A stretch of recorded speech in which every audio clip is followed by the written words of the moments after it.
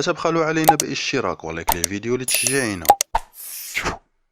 تفاعل النجم المغربي رومان سايس قائد المنتخب المغربي مع الأحداث التي وقعت عقب نهاية لقاء الأسود والكونغو الديمقراطية. وتعادلت كتيبة المدرب وليد الركراكي مع الكونغو الديمقراطية بهدف لمثله، ثم وقعت الشبكات بين الطرفين بعد صافرة النهاية. ولاحقا علق سايس على هذه الاشتباكات وكتب عبر حسابه في انستغرام: كرة القدم رياضة فيها الكثير من التنافس، خاصة عندما يكون الأدرينالين مرتفع، كما يؤدي الضغط المرتفع وتوتر الأعصاب أحيانا لمثل هذه المشاهد.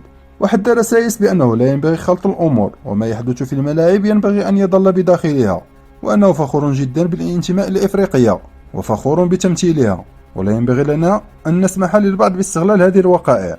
كما أعرب قائد المنتخب المغربي رومان سايس عن استيائه من الأجواء التي واجه فيها أسود الأطلس منتخب الكونغو الديمقراطية بالجولة الثانية للمجموعة السادسة. وقال في تصريح تلفزيوني بعد المباراة: منتهى الجنون والحمق أن نلعب في هذا الطقس تحت شمس حارقة، ونتفهم ظروف النقل التلفزيوني وغيرها من الأمور التي تهم تسويق البطولة، لكن توجد أخطار تهدد اللاعبين في هذه الظروف القاسية جدا.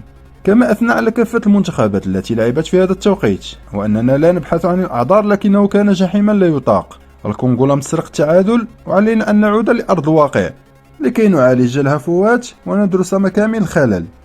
وأضاف أن النقطة ليست كارثية قياسا بالصعوبات التي مررنا بها. كما أتمنى أن يتفهم الجمهور المغربي وضعنا من خلال هذه المباراة، فلم تساعدنا الظروف.